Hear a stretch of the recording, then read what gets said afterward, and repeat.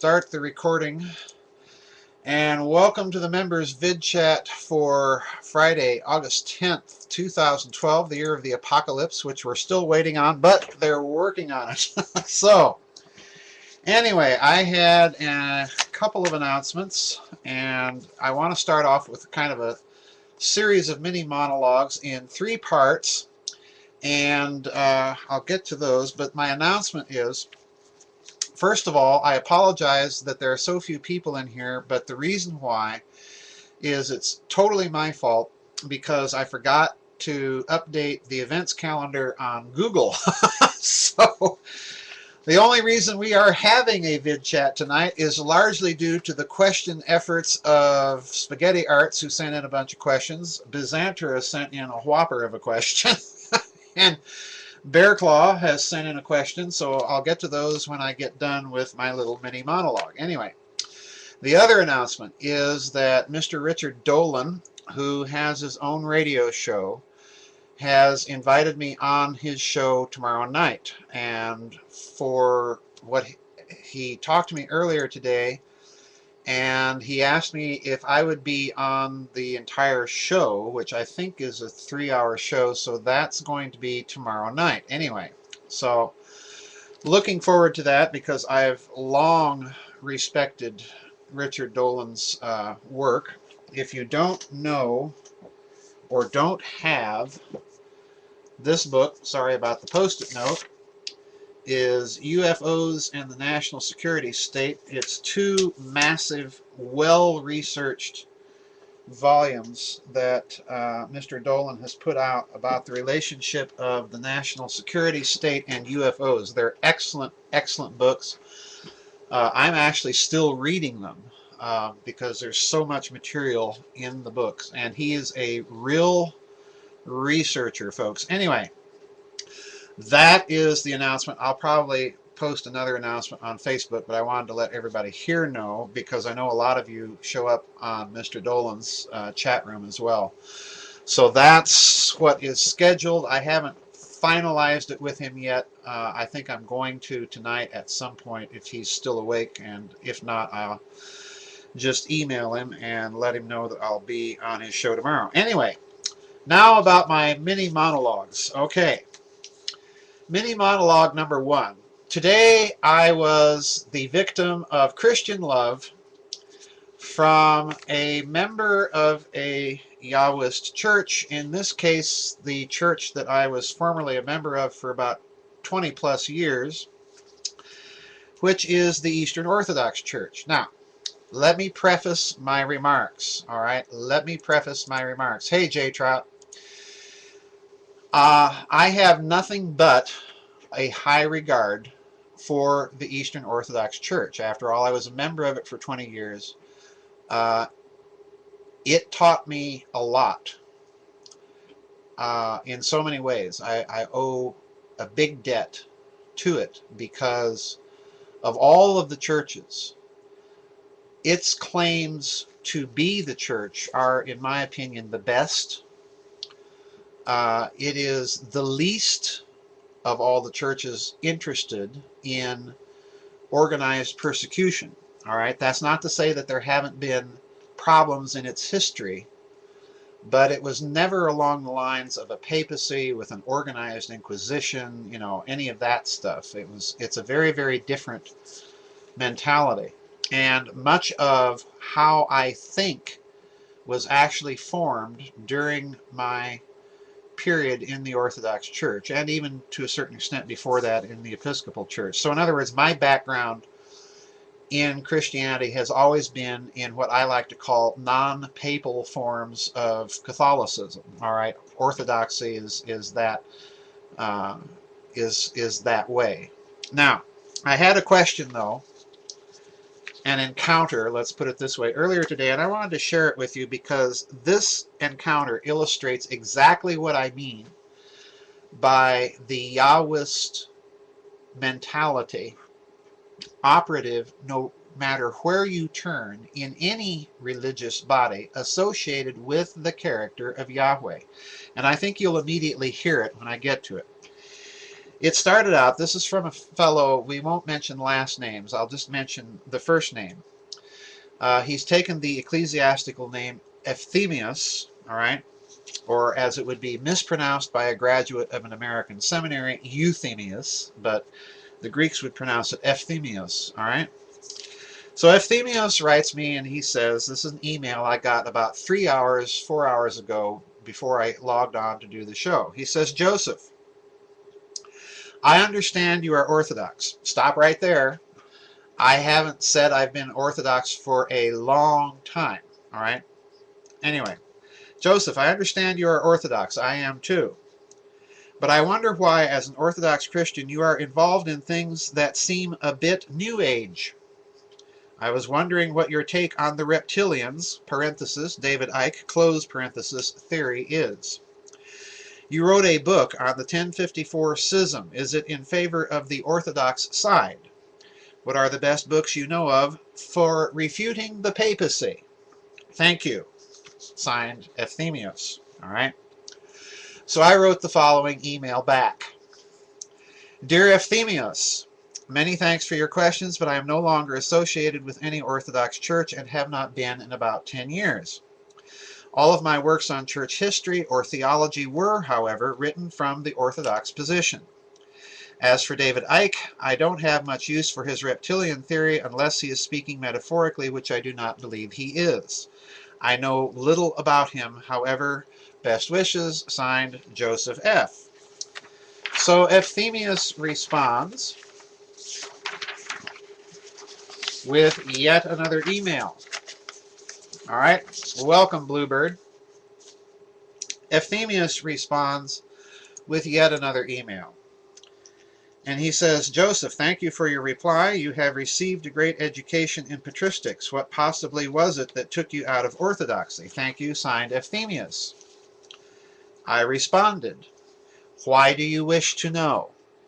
And I'll clue everybody in here. When people ask me questions like this, particularly coming from a religious tradition, even when I was in the church, I would respond with that question, why do you want to know? Because I never answer the question of the merely curious, because usually what they're trying to do is pick a fight, all right? So I wrote back, why do you want to know? He responded, Joseph, I wish to know because being at your level of scholarship and knowledge of the faith, you must have had a good reason to leave it. Have you ever been affiliated with Freemasonry? Thank you. Signed, Euthemius. You see where he's going. So I responded, Hi, Euthemius. No, I have never been associated with Masonry nor any other fraternal organization or secret society, though I can honestly say that in recent years such organizations have made attempts to recruit me. I have flatly refused. In one instance, I was contacted by such a fraternal organization because they had concluded, on the basis of reading my books, that I knew or was getting close to certain of their secrets, and hence, so they told me, they wanted to initiate me into their organization so we could all discuss their secrets and so they could learn, as they put it, what it was that they suspected I was holding back. I responded that there was very little, if anything, that they could teach me, and that yes, they were correct, I knew a great deal more than I was writing about publicly in my books. It was, in short, and in my opinion, simply an attempt to learn what this was. As for my reasons for leaving the church, they are many and complex, some are very personal, and the whole episode of remembering those days causes me much pain, and in thinking about them can actually make me physically ill. The deeper reasons are, as you have guessed, philosophical in nature. Let us just say that I finally just became honest enough to admit that the theological answers to certain questions weren't really answers, but tactics of evasion. I wish I could be more direct and explicit, but in the end, everyone's pilgrimage in this life is their own, and I have no wish to start new movements or religions or anything of the sort, so I simply left. There is much good in orthodoxy, and I hope I have retained the best in its spirit. All best wishes, Joseph Farrell. So now he wrote me back, and here's the clincher. All right, this is where all of the cards were laid on the table, and where the real purpose in writing me was exposed. He says, quote, "Thank you for your reply and honesty. I always thought that Christian apologetics was one of orthodoxy's stronger and finest qualities. Perhaps you are not up to date in apologetics. For good philosophical apologetics, I refer you to the works and debates of William Lane Craig, and perhaps Alvin Plantinga and Ravi Zacharias. You are aware, of course, that according to Orthodox teaching, you are under anathema and will not be saved. I hope you will resist the temptation, parenthesis, that's really what it is, close parenthesis, and return to Holy Orthodoxy. Signed, Euthemius."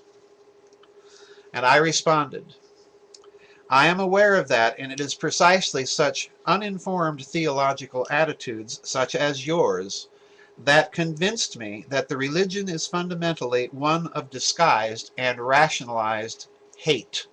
And that's how I responded. All right. Now I want you to notice something, because his email says it all. Number one, it is not the teaching of the Orthodox Church that if you're not Orthodox, you are not saved. That is a Western mentality that is not part of the way of thinking of the Eastern Orthodox Church, nor of the Orthodox Church Fathers. You certainly get some firebrands, but the bottom line is you don't have that kind of mentality. And it should be interesting to note that this person is clearly a convert to Orthodoxy, and I can bet which tradition he's from. And it was a tradition where you do have that mentality. Either you're with us or you're damned. All right. Orthodoxy does not teach that. Now, the other problem here, however, is that you'll notice that the Yahwist mentality is operating here. What have I been saying all along? That in the final analysis, the Yahwist mentality, when you convert to it or embrace it, you are ultimately embracing the idea of a book God or of a system God. So in other words, you'll note he did not phrase it in terms of being converted or reconverted to Christ. He did not phrase it in terms of a loving embrace of Christ. It was phrased in terms of damnation, anathemas, and returning to a system, returning to a group mentality. So it was more important for him to feel secure that I would be with him than to feel challenged enough to figure out why someone with, as he put it, all my education would have left. All right. So in other words, these little email exchanges were, to my mind, kind of the proof of the pudding, really. And I could go on and on. I could have written him back and told him about, well, you know, you need to look at 1 Corinthians chapters 4, verses 5 through 7 in the original Greek, and explain to me why, if St. Paul doesn't even judge himself, why are you judging me? All right. So you've got this mentality that's operative that can't even think of the real problems with their own system. They have to convert everybody else to it. You're either an enemy or a convert. That's the bottom line here. And no amount of theological apologetics gets rid of, in my opinion, the fundamental moral implication. Now, yeah, it's very patronizing. Liquid 911 in the chat room is saying it's very patronizing. Well, of course it's patronizing. And Chris DeBrani in the chat room is saying, what do you think his real motivation was? It wasn't to save you, obviously. Was it just to make himself feel better? Well, yeah, I think ultimately, Chris, that's what it was really about. It was to reassure himself that he was witnessing to the gospel, or whatever rationalization for this behavior that he has. There was really no display of the charity or love or spirit of Christ. It was all about coming back to the system. And that was really the point on which I wanted to share that little bit of email. All right. Now on a slightly different subject. In today's news and views from the Nefarium for August 10th, I posted a video about the fact that the aluminum on the Mars rover was apparently, according to NASA's own admission and statements on their own website, made in part from the aluminum, part of the aluminum from the two twin towers at the World Trade Center after 9/11. And I commented at some length about the nasty esoteric and occultic implications of the idea that you would have essentially a consecrated object, metal in this case, the Illuminati, right? You would have consecrated objects or metal being, as it were, given a baptism of blood and sent to Mars as a kind of offering to the god of war. All right, that's essentially what my comments were about. Well, shortly after I posted the video, the Nefarium News, someone sent me a link to an article that was posted on the website of Business Insider. And I have to read you just the headline of what this article says. And I think you'll immediately see what set my alarm bells off. The headline says, quote, NASA has prison inmates building satellite parts, close quote. Now, when I read that, the first thing that immediately crossed my mind was, gee whiz, we're looking at a concept, we're looking at a way of organization, we're looking at the same thing in principle that the Nazis did with their rockets. Essentially, most of those rockets were built by slave laborers in the camp. Now, there is a moral distinction to be made here. So far, and please note, so far, these prisoners are given voluntarily the opportunity to do this work and learn a trade in the space program.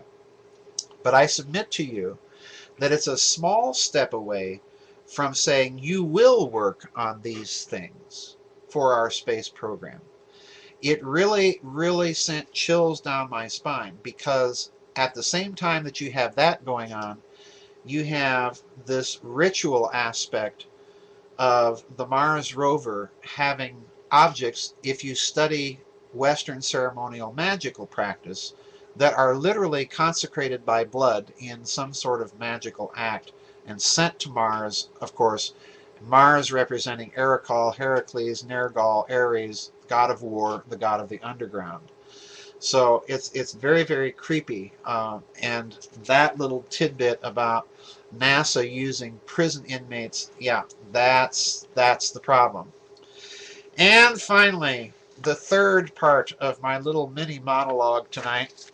Before the chat actually began tonight, we were discussing, the few people that were here early, we were all discussing the prizes that I wrote about on a blog recently, last week, about, you know, the Goebbels Prize for most outrageous propaganda, the von Ribbentrop Prize for most egregious bit of geopolitical lunacy, you know, and on and on. I came up with all these prizes. Well, we've had our first nominee, and I think I'm going to agree with this one because I have a vested interest in doing so, and you'll hear what it is. This appeared as a comment on the website under that article about a brilliant idea from a regular reader regarding, and Webster Tarpley, about these prizes. And the comment is by a Mr. Matt B. All right.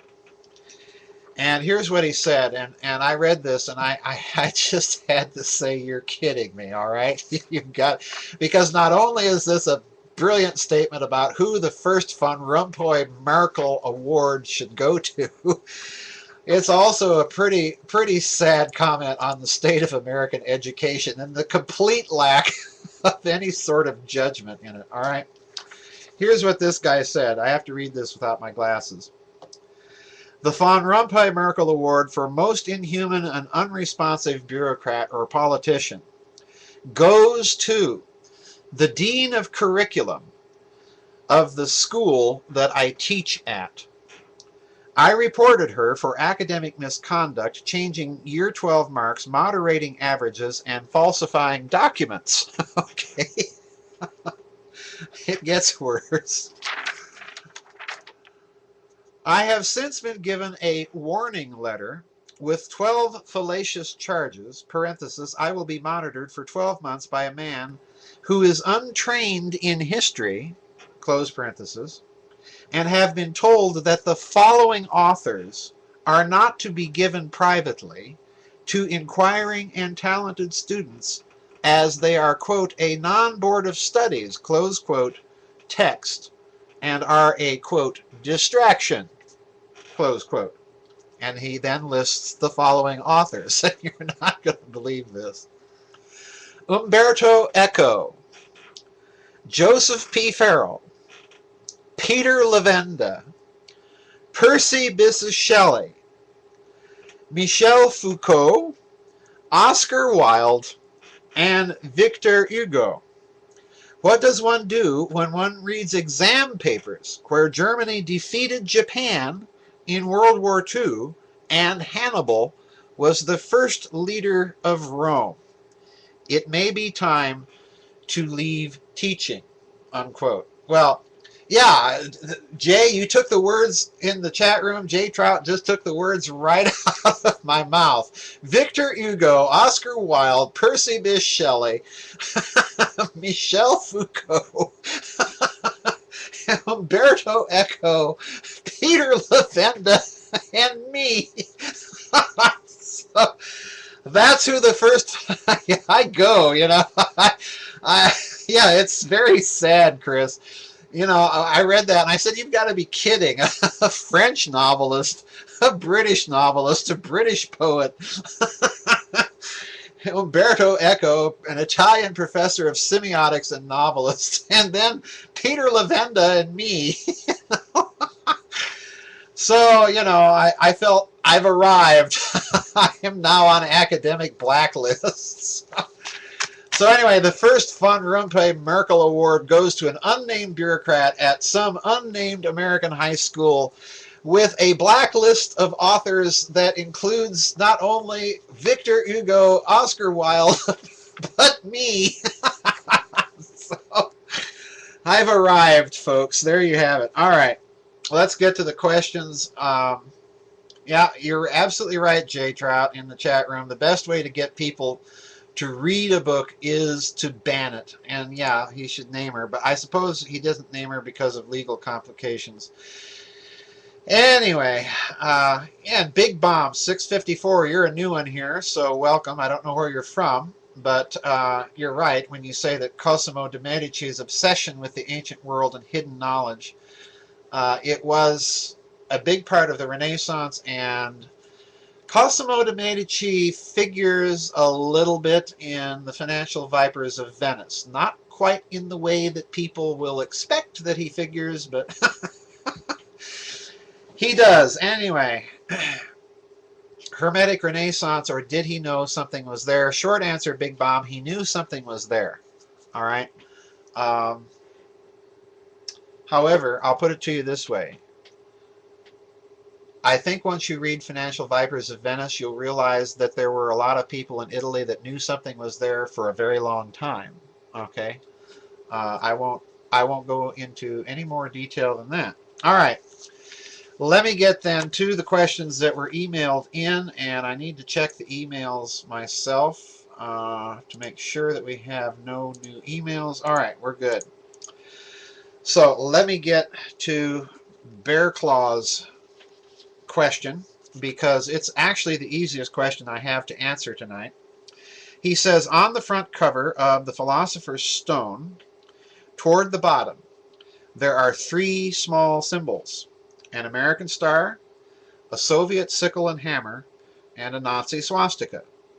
On the back cover of the book, the sickle and hammer symbol is gone, and the swastika is inside the star, making it into one symbol. Can you explain what this is supposed to mean? Okay, short answer, Bear Claw, is I didn't design the cover for Philosopher's Stone. Since it was published by Farrell House, the cover art was done by the editor of the book, a fellow by the name of Jacob Covey, who does most of the editing for my books for Farrell House. All right, so he came up with that on my suggestion that it would be the hammer and sickle, the American star, and the Nazi swastika on the cover at some point. All right. Now, the back cover he did entirely on his own. I suspect that what was in his mind, knowing Jacob and the way he thinks, that what was in his mind is he wanted a combined symbol that would represent the Soviet Union, the United States of America, and Nazi Germany. Well, the star obviously represents the United States and represented the Soviet Union, and the swastika represented obviously Nazi Germany. I suspect that that's what it was, but that's, you know, I have no control over the cover art or what actually appears with Farrell House, and for that matter, even Adventures Unlimited Press. I don't do any of the cover art for them. I've only done the cover art on 3 of the books for Adventures Unlimited, and that was Cosmic War. I did the cover art on SS Brotherhood of the Bell, and then on Reich of the Black Sun. So those are the 3 books, the only 3 books I have had total control over the cover art and what appears on the cover. All other books, that's totally out of my hands.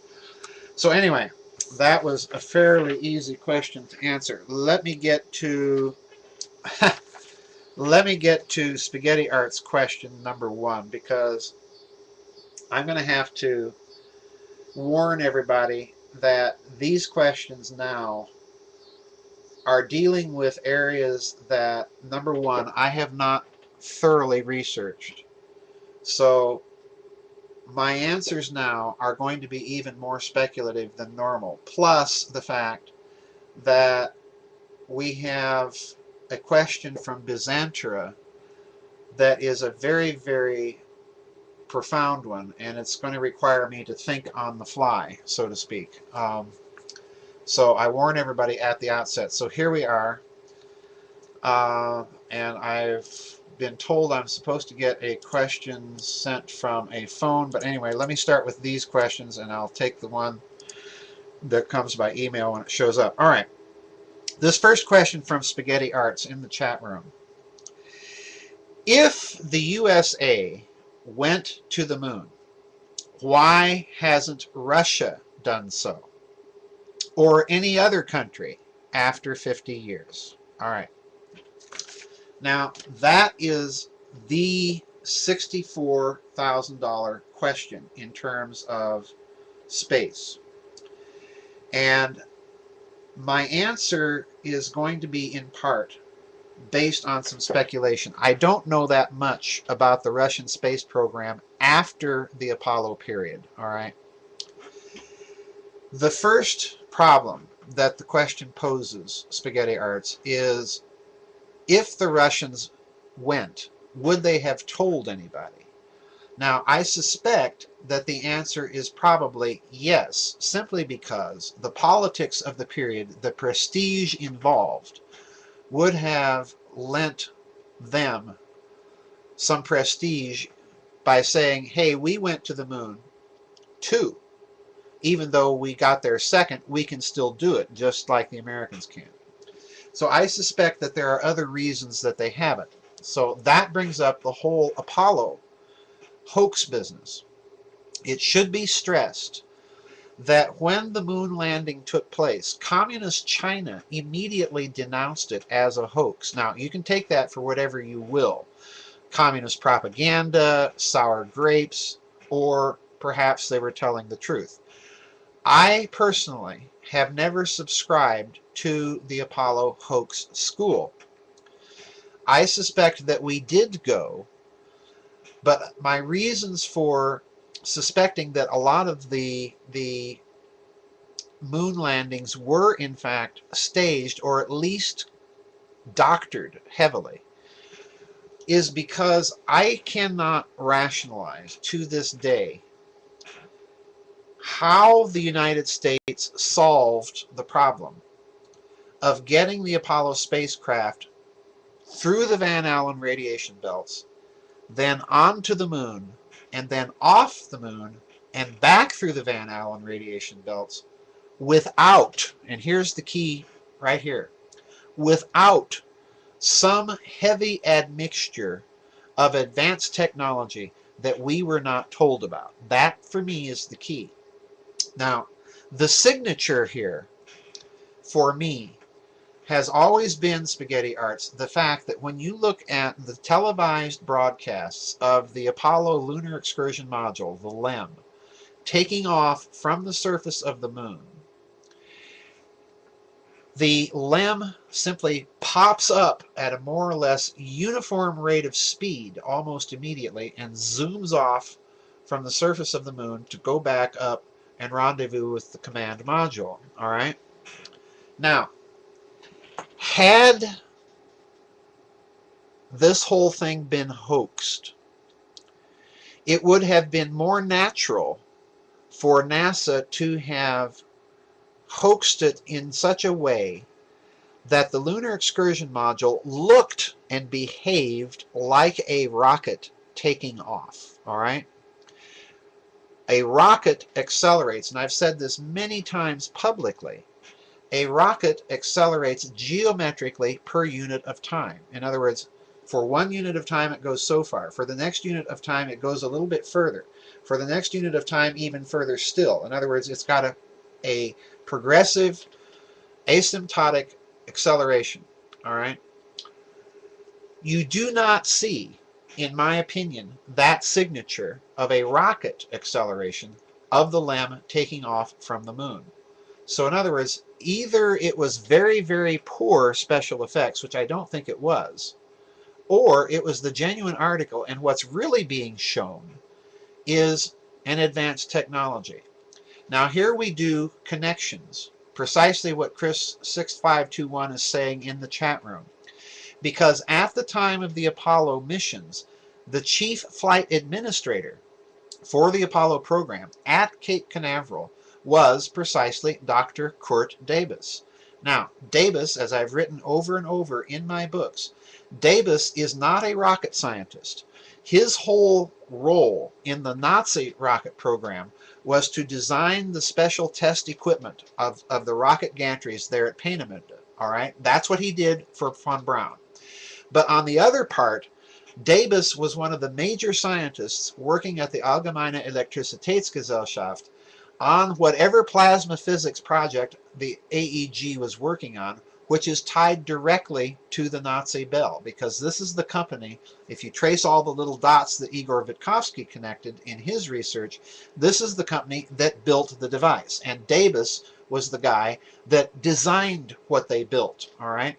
Debus is, in other words, a key figure in the Nazi Bell project. Now, if we go to the Bell and look at the stories surrounding the Bell, you have levitation attached to the object. You have an anti-gravity effect.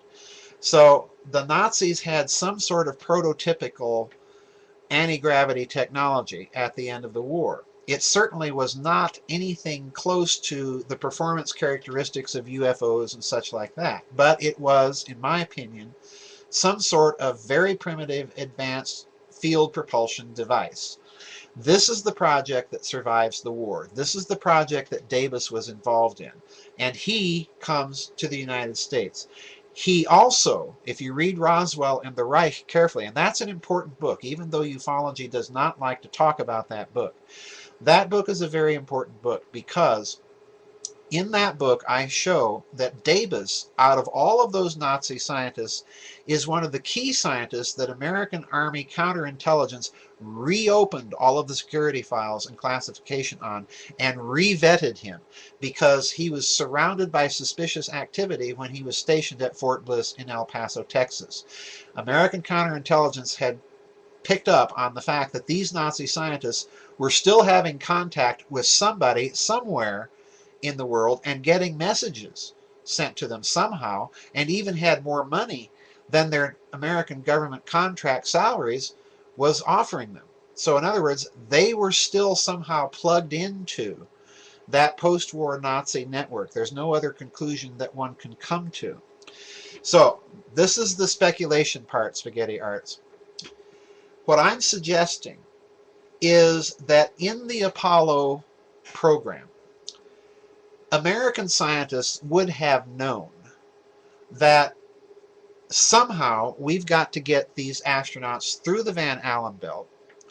And more importantly, by that point, NASA and Russian probes to the moon would have told them, as von Braun himself later revealed in that famous interview with Time magazine shortly before he retired, that the gravity of the moon was higher than the 1/6 gravity that everybody had been told about publicly before the moon landings. All right.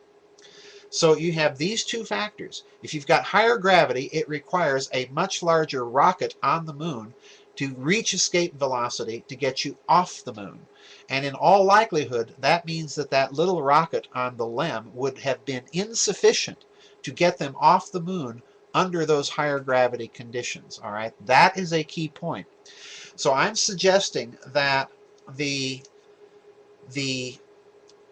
bargain was struck with the Nazis to have at least some of this advanced technology turned over to NASA for the express purpose, number one, of being able to get through the radiation belts, and I'll tell you why and how in a second, and then get off the moon once we were on it. All right, that's what I suspect the bargain was. Now, what did the Nazis want in return? I'll bet you a nickel. And again, I have never written about this scenario in quite these explicit terms publicly. So you're hearing what I really think here, all right? What I suspect that the Nazis did in terms of the bargain that they were trying to press on NASA was, okay, we'll let you use some of this technology. We'll show you how to make it, show you how it works.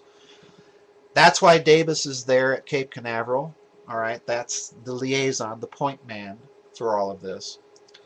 And in return, we want access to whatever information or whatever technology or strange things you find up there.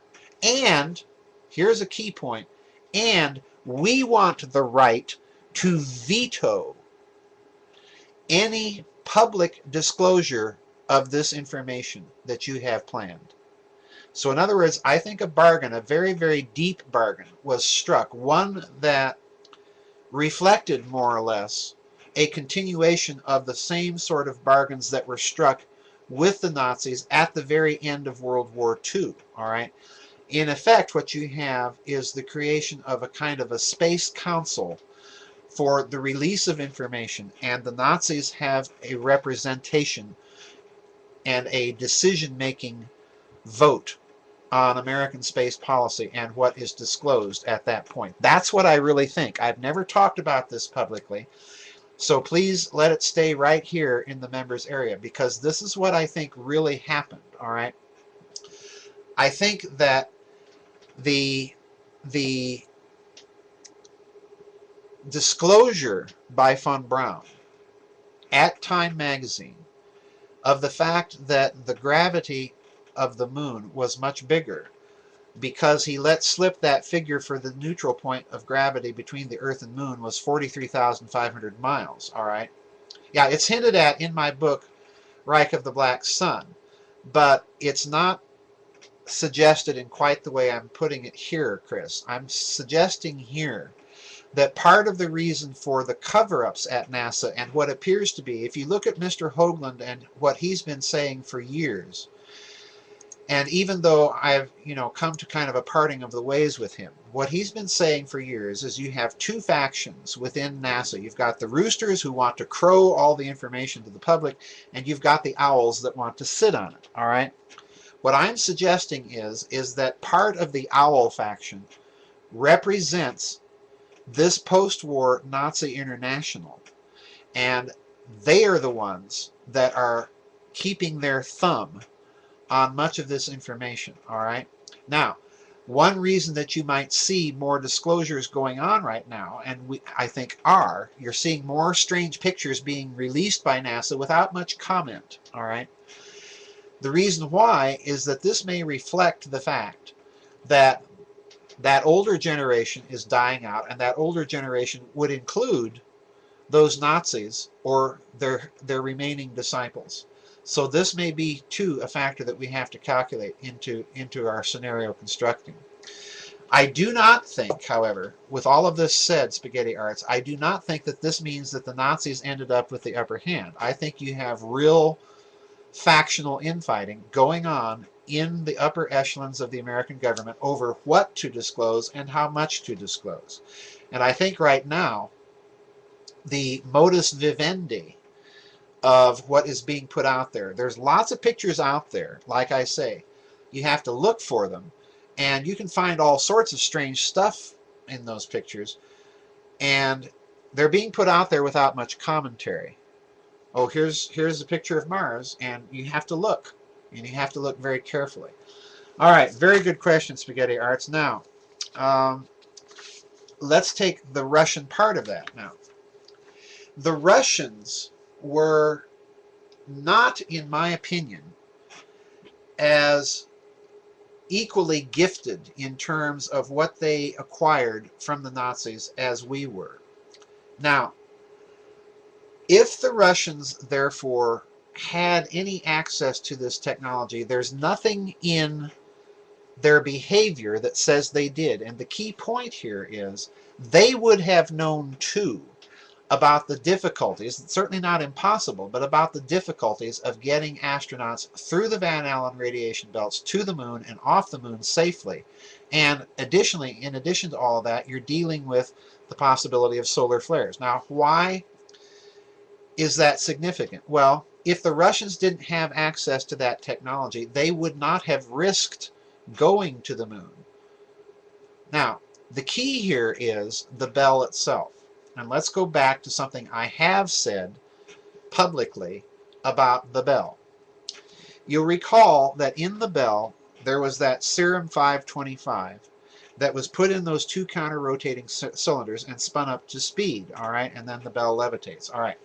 Now, I have speculated in the Philosopher's Stone that probably the elements involved in the chemical composition of that serum were some isotope of mercury and very possibly the thorium-229 isomer, all right?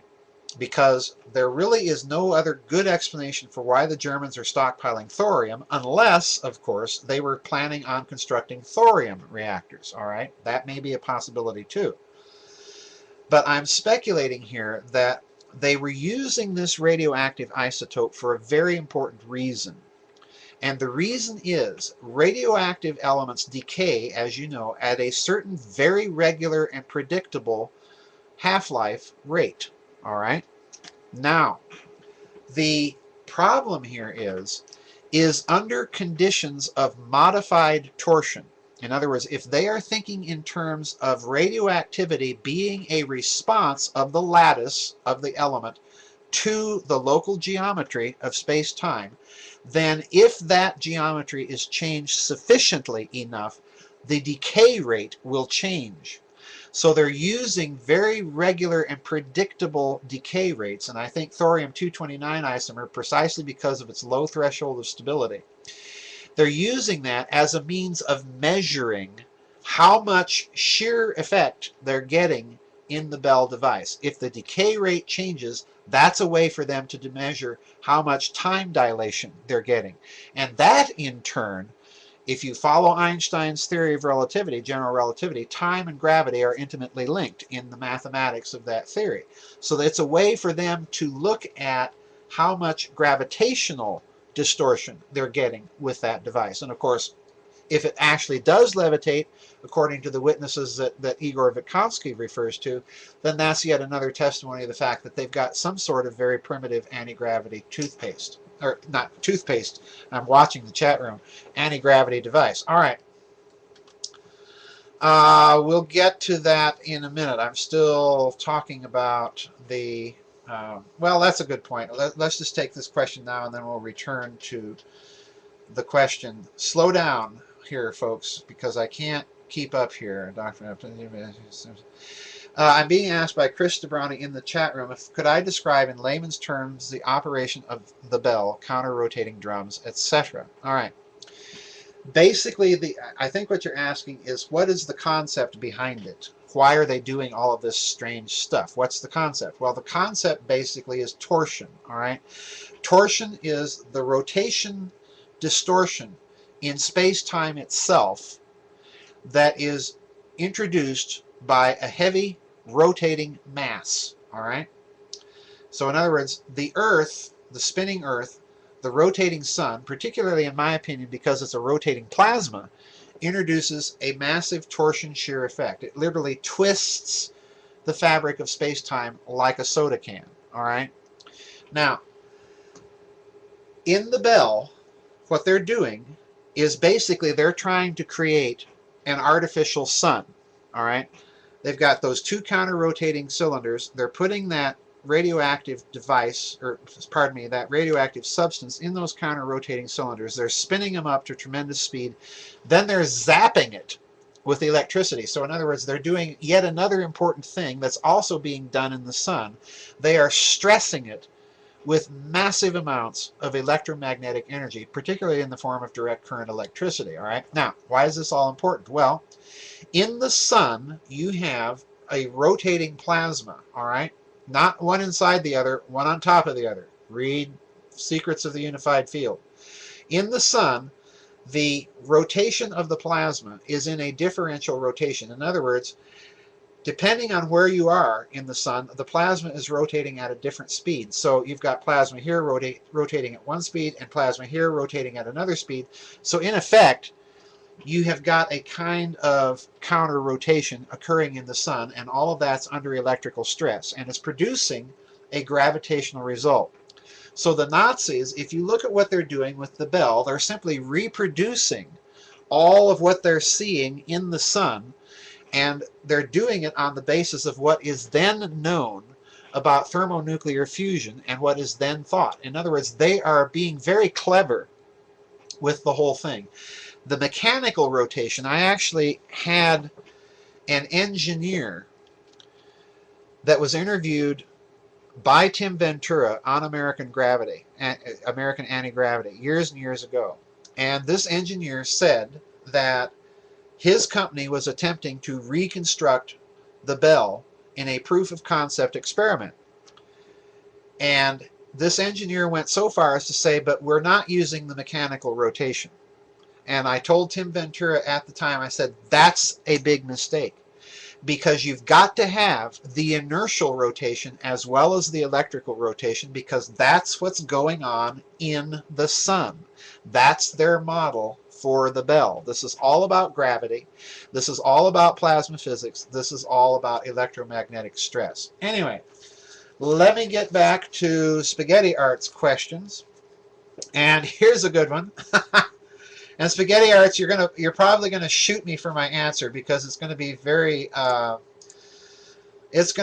lackluster. You're asking this in your question. British Israelitism. Why do the British royals believe they are the direct lineal descendants of the 10 lost tribes of Israel? All right. Well, the simple answer, Spaghetti Arts, is I know nothing. Zero, zilch, nada about British Israelitism, all right? What I know about it, you can write on the back of a postage stamp. So I'm going to crawl way out on a limb of speculation here. And in the process of doing so, I am going to expose a bit of what I've already written in Babylon's Banksters and what I have also written a little further about in The Financial Vipers of Venice, which is the sequel to Babylon's Banksters, which is at the publisher now. All right.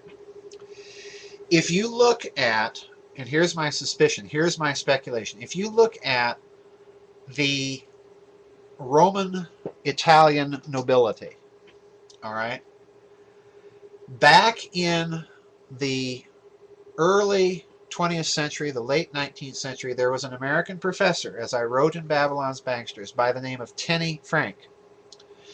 And he came to the conclusion, I won't go into all the details, but he came to the conclusion that the high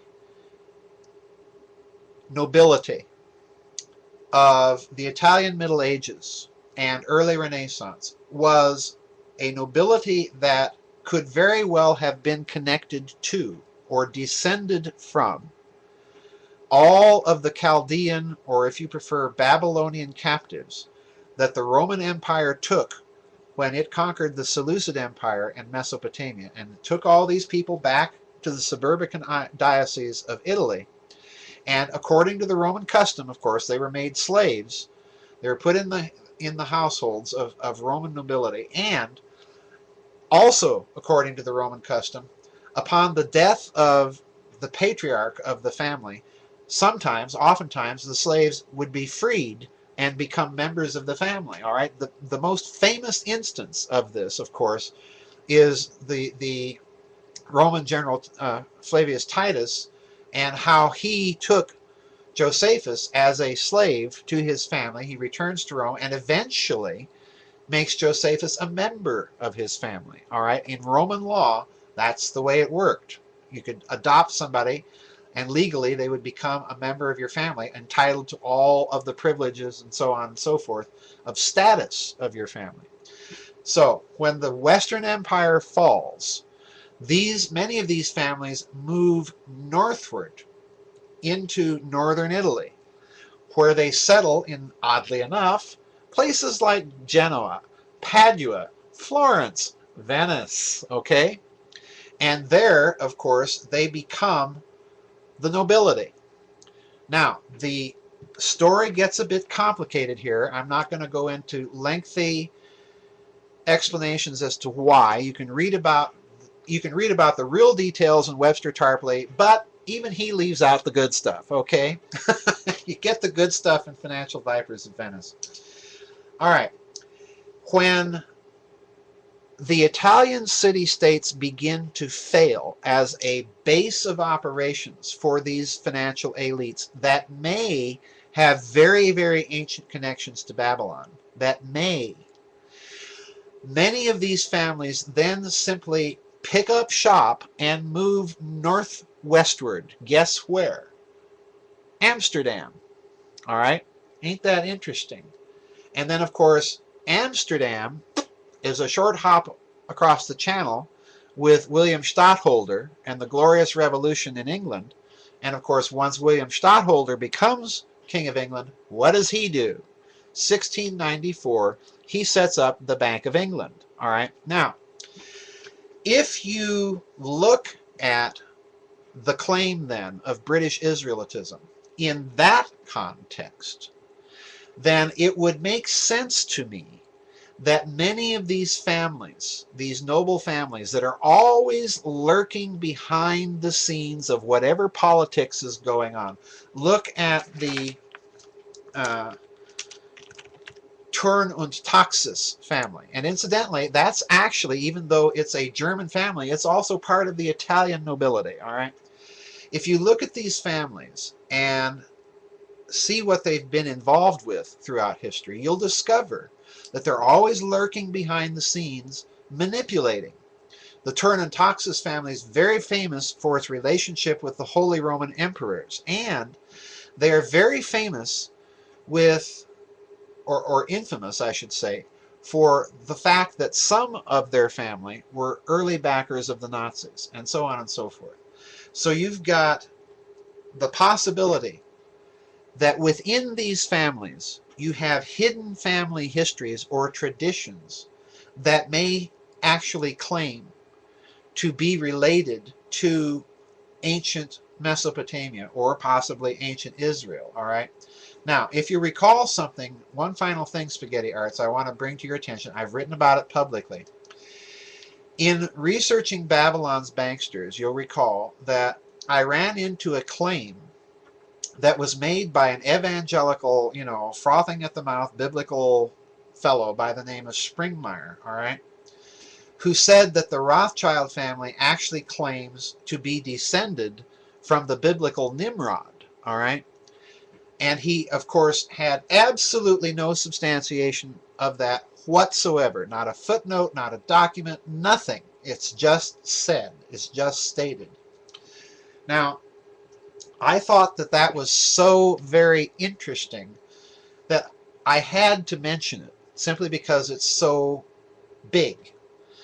Because, first of all, you have a Jewish family that has been active in support of the Zionist cause, yet claiming, there's a claim out there that this family dates its descendancy to Nimrod, who's hardly a hero in the Old Testament, all right?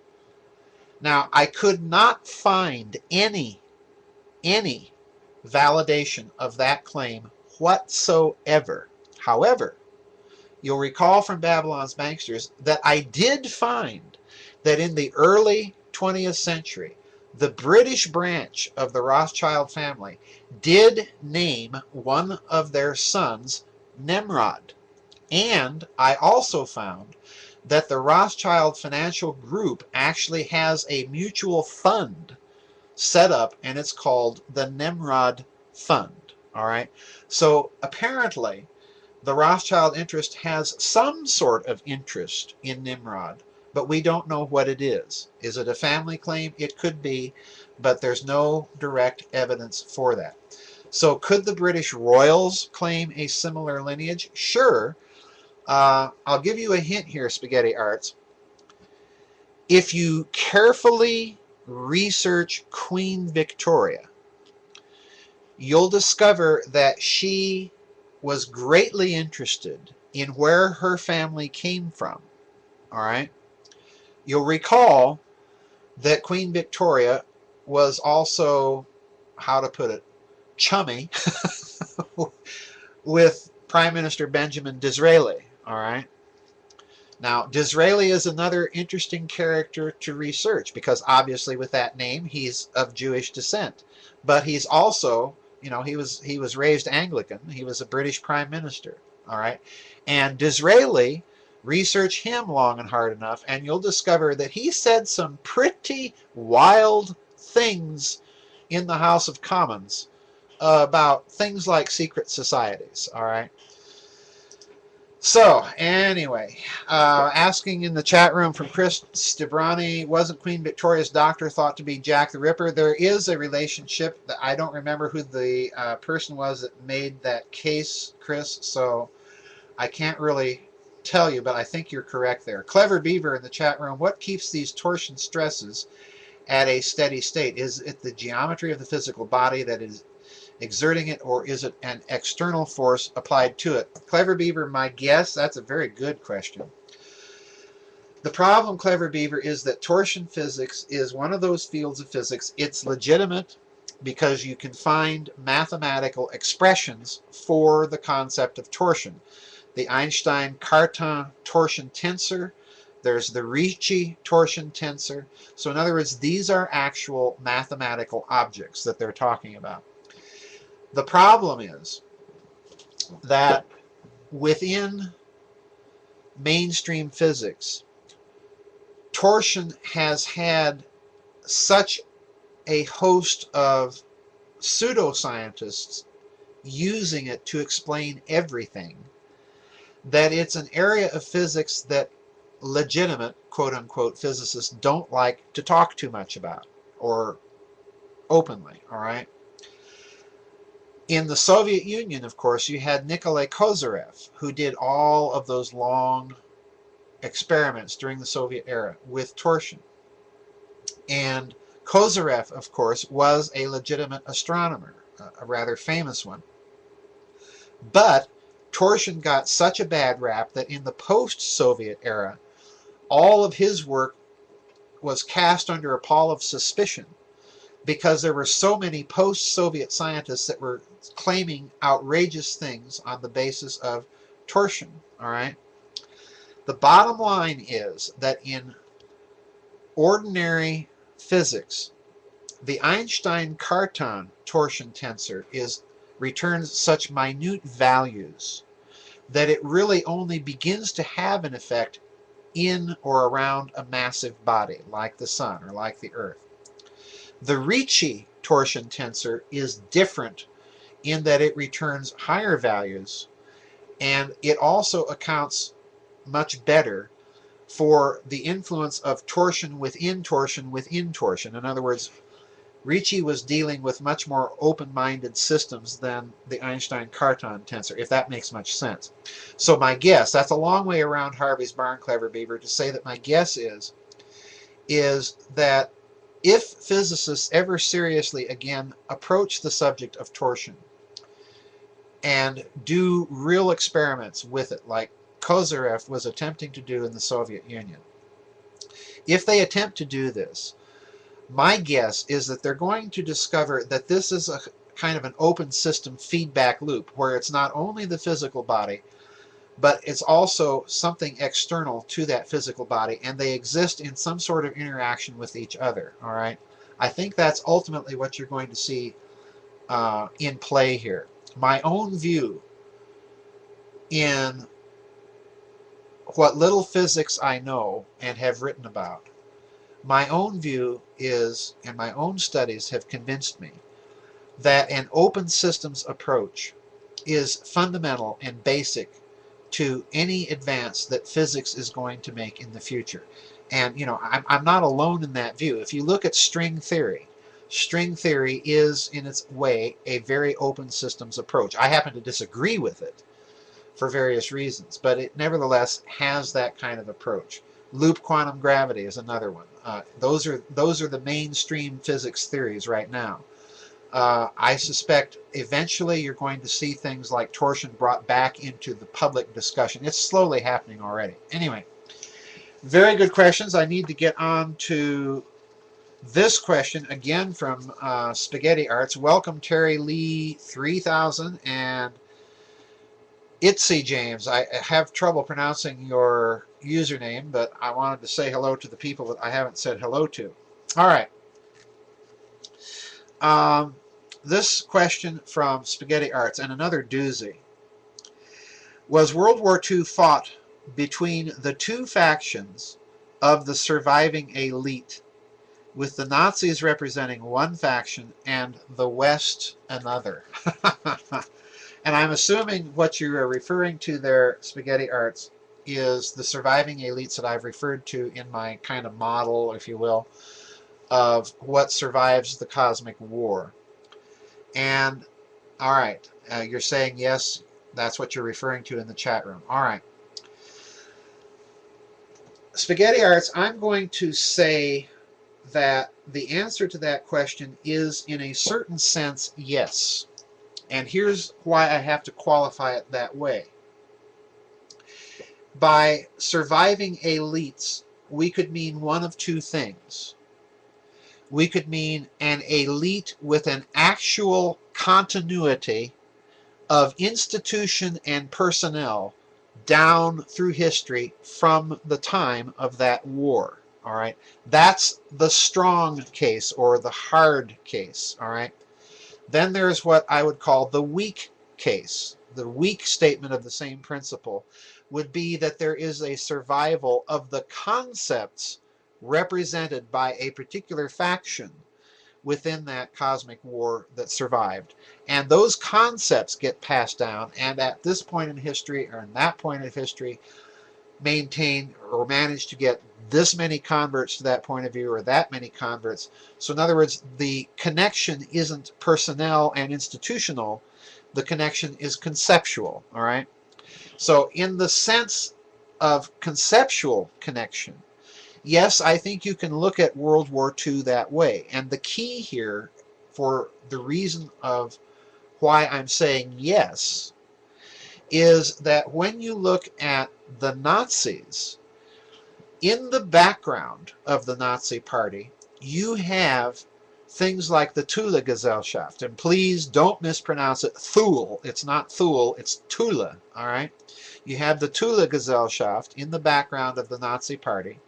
You have the Society of Lizards, which had been there in East Prussia for quite some time. All right. Now, these secret societies perpetuate the concept that there was a war, there was an ancient high civilization, and for the Nazis, the key here is they perpetuate the idea that the Aryan or white race is descended directly from the gods, and everybody else is sort of subhuman and a declension from that pure humanity. All right? Now, it is true that like many of these secret societies, the Thule-Gesellschaft, the Society of Lizards, believed themselves to be an actual institutional continuity all the way back to that society. That case would be extremely hard, if not impossible, to argue. All right? This is why in my books, if you'll notice what I've been doing, particularly with Cosmic War, Genes, Giants, Monsters, Men, Grid of the Gods, Babylon's Banksters, and then the upcoming book, Financial Vipers of Venice, what I've been doing is I've been arguing the soft case, all right? Because once you have the soft case, then you can go on to say, all right, now let's look at the hard case. Let's see if, in fact, we can identify this school, this institution, this group of philosophers with that and with something that succeeds them. All right? That's a harder case to argue. You have to get the soft case first before you can get the hard case. But could World War II be viewed that way in terms of the soft case? The answer, in my opinion, is yes. Now, I'm gonna suggest to you a book that I referred to in, I think it was Reich of the Black Sun. And it's actually a book by William Henry, and I'm going to recommend this book because this book is at least referenced to some extent. And it's called, I think it's called 2 Feet in Atlantis or something like that. And all it is it's a study of how each side, West and the Nazis in World War II, had some dealing, hidden dealing with occult and esoteric tradition. All right? It's a good little book to read for that. All right, very good question, Spaghetti Arts. I like that question. And in a certain extent, I'm going to give you a bit of an extension on that answer, Spaghetti Arts, because, and I think this is important for people to understand here. The reason why I'm writing about Nazis, let's remember, I plot out my books very deliberately, all right? And plopped right in the middle of Giza Death Star is Reich of the Black Sun, all right? And if you recall, that's where, in that book, I first really mentioned the idea of what I've been calling unified intention of symbol, all right? This is something that's far beyond what an academician would call paranomasia. I'll spell that in the chat room for you. All right, paranomasia is the Greek word for how ancient languages were densely punning languages, all right? And you can even find some academics, I've got a little book of Sumerian grammar sitting up on the shelf behind me, that will even go so far as to say that ancient Sumerian looks to be a language that was constructed around this principle of paranomasia, of several layers of densely punning language, all functioning at the same time, all right? And this is something we in the modern world have forgotten. The ancients used language oftentimes very deliberately in that way, all right? You can see a bit of that in the King James Bible. That's why it's so hard for most people to read, because the King James translators were aware of the fact that they were translating on several levels, and they were dealing with a language that was written on several levels, all right?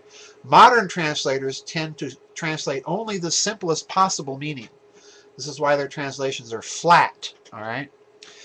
Paranomasia, then, is the way that these languages are constructed. Well, my idea of unified intention of symbol is taking the speculation way out to the end of the tip of the limb, in that what I'm saying then is that these myths, these languages, these symbols were deliberately constructed and concocted ahead of the fact to have several layers operative to transmit information safely through the ages, so that when science recovered a similar pitch of development, you could go back and look at these symbols and decode what was really being said, and thus gain more information from what was being said. All right? Now, I think then that if you look at the Nazis and the West during World War II, crawling way out again on a limb, and the reason why I'm putting the Nazis in the middle of the pyramid books is to say very deliberately, these guys are part of this cosmic struggle. All right? And you had factional infighting of two elites taking place once again. And it's over the same sort of control, so to speak, of this physics and the power that it would wield. All right? That's it. All right. Very good question there, Spaghetti Arts. Now, another question from Spaghetti Arts, but let me take the question of Big Bomb in the chat room. He says, regarding analogies, could you elaborate on how exactly the context of a particular object or subject forms a feedback mechanism with said object or subject? Oh, good question. Big Bomb. On the website, in the members area, I just posted a couple of days ago a part of my black book notes, all right, on what I've been calling analogical calculus, all right? And in the first part of the elaboration of this calculus, I use the example of translation from one language to another, all right? Now, when I studied patristics, I had to learn Greek, Latin, Hebrew, German, French, and a bit of Russian, all right? So I was dealing all the time in translating from one language to another, usually from Greek into English. And I had to figure out a way, and I was translating St. Maximus the Confessor, all right? And scholars will tell you that Maximus the Confessor's Greek is like reading Hegel's German. It's very dense. It's very complex. You will find dangling relative pronouns on this page that refer to something pages, a page back, several paragraphs, and it's all one ongoing run-on sentence. The guy doesn't like periods, okay? So in other words, these horribly knotted, complex structures in his Greek. And I was trying to find a way to translate from that Greek into English and get all of the levels that were there in the Greek text. I'm not sure I succeeded. In fact, I'm pretty sure I failed. But what the translation work taught me was that no matter how hard you try, number one, when you move from one context to another context, you always lose some unquantifiable increment of meaning. But when you put it into a new context, you always gain some unquantifiable increment of meaning. And what do I mean by that? In the process of putting things into English, I had to go back and put things in a different order in order to make clear what Maximus was saying in Greek in a different, slightly different order. So in other words, a kind of a new clarity would emerge only in the context of the English language that was not there in the Greek if you translated it woodenly literally, if that makes any sense. So that's how this feedback mechanism works. And it wasn't too much longer before I discovered, if you really stop and think about it, and analogies work that way all the time, because just by dint of going from one context to a completely different one, you've gained information from the context you're going to while retaining some information from the context you just came from. All right. So in other words, analogical thought always creates information. And the real nutter was when you look at the ancient metaphor of the physical medium, that's what they're talking about. That's what they're seeing very clearly. All right. Let me catch up in the chat room, folks. In the chat room, Chris DeBrowne, Joseph, regarding this idea of two factions, how would you say current events, politics reflect this fight? Who is winning?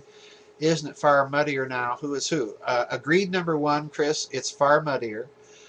Number two, I would say the people that are winning would appear to be the fascists.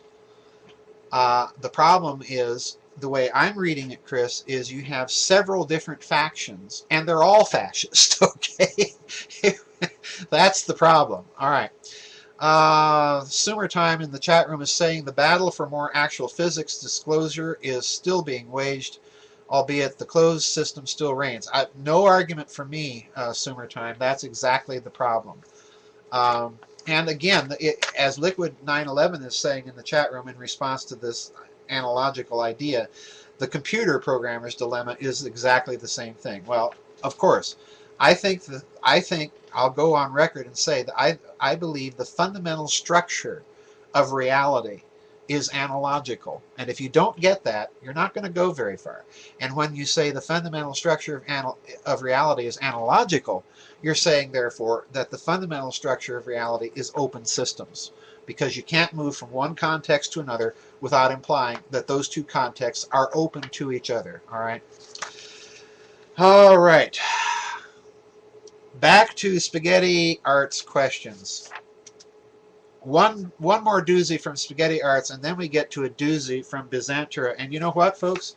I'm going to take a short nature break, and I will be back in about 2 minutes. So hang on, and we'll finish out the discussion.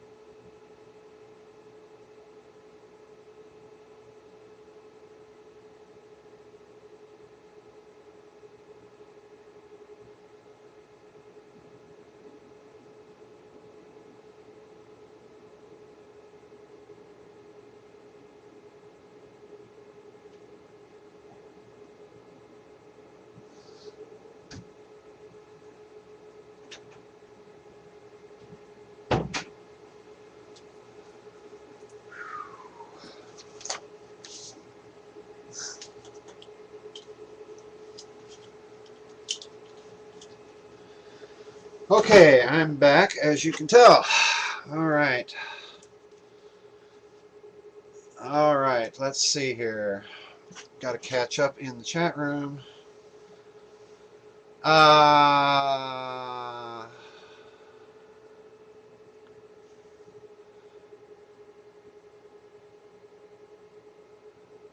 Chris, you're asking in the chat room a very interesting question. Some factions say that this analogy stuff is binary or duals. Others say it's one. Adventism, idem est, analog. No. Chris? Mm-mm.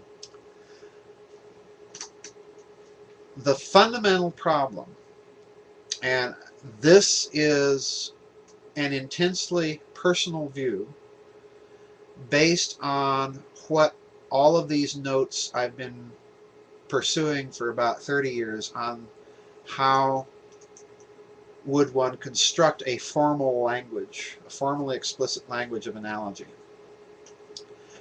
One thing I can say with almost absolute conviction is that the esoteric traditions, be they East or West, are fundamentally flawed in that they have expressed themselves precisely in language that is not formally explicit, and therefore They degenerate into systems of dualistic metaphysics or pantheistic metaphysics or panentheistic metaphysics. They cannot handle the both and nature of the metaphor. So the real key, if you look at what I'm doing and saying whenever I talk about that metaphor in the books, is I'm saying it's not binary at all. It's ternary. It's a triplicate thing. It's actually a three-dimensional logic, as it were. It's actually a kind of non-equilibrium topology, if that makes any sense, all right? Which is a very, very different thing than any propositional calculus or Boolean algebra or normal combinatorial system in topology, all right?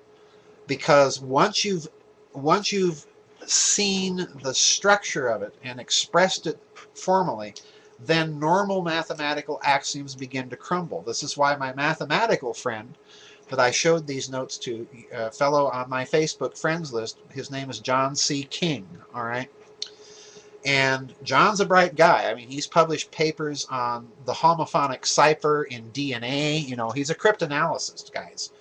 So in other words, he sits around and studies codes and ciphers all the time, all right? And uses statistics to crack them.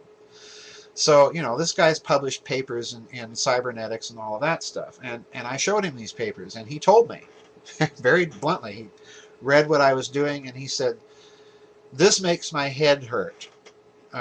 Mommy make him stop, and told me that either what you're doing is nuts, you're a crackpot, or, and I'm not going to tell you the or part. So this is very different.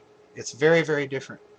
All right, Sharky Pearl in the chat room. Dr. Farrell, question. Could you post your email to submit questions, and have you seen any connection between Peter Drucker and Fritz Kramer? The email, I don't know if I can post it if I've got the email turned off in the chat room or not. I posted it there in the email, or in the chat room. But my email is Vardas, that's V as in Victor, ARDAS 3 at AOL.com, or you can go online, Sharky Pearl, and use the contact button and send the email in the contact button that way, and it'll come right to me. I've got my email windows open. Hello, Neuro Traveler in the chat room. I've never seen you there.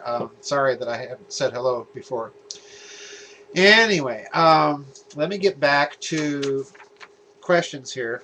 Another final question from Spaghetti Arts. This is a good one. All of Spaghetti Arts' questions have been pretty good.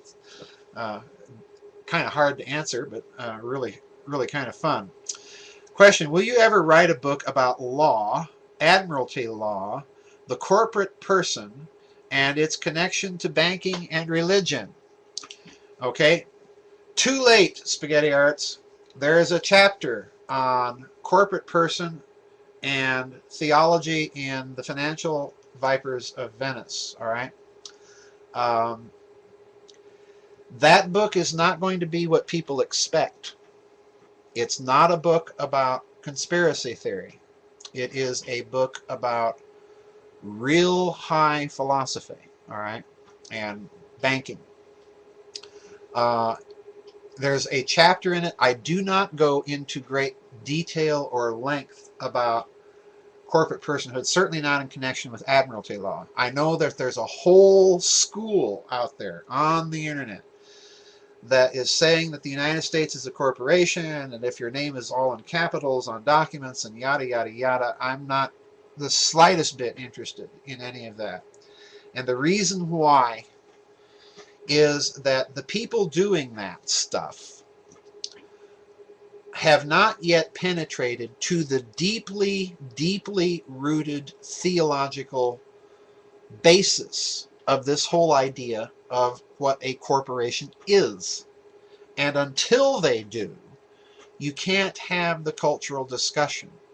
So in Financial Vipers of Venice, there is a chapter where I talk very briefly about the theological roots of the legal doctrine of corporate person, what they really are, where they really come from, how we got there, all right? And even then, if you want to do full justice to the theological roots of the doctrine, you have to dig very, very deeply into the roots of Western theology within the medieval church. You have to be able to think deeply. And to do that, you'd have to write a whole book just on that. So it's a very complex subject. I hope I did it justice in the Viper's book. But it's a good question. If I ever do a book like that, Spaghetti Arts, it will be a major effort. I am not planning to. I have to be very honest. I've got about the next 4 to 5 books after the one I'm writing now mapped out in my head as to what I want to do, where I want to take this. And I was not planning to do anything about corporate personhood per se or directly. However, I do have a project that does involve it. Okay? I ain't going to say what it is. All right. Now, the final question of the night was submitted by our friend in Belgium, Byzantra. All right. And this is I've been saving this one for last because I'm really going to have to put on the tap shoes, get the orchestra tuned up, because this one's going to make me have to think on the fly, all right? This is a good one. All right, here we go.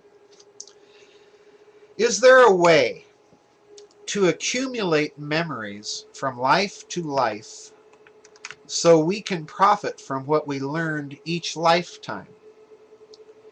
In a previous broadcast, you spoke of a memory field or something.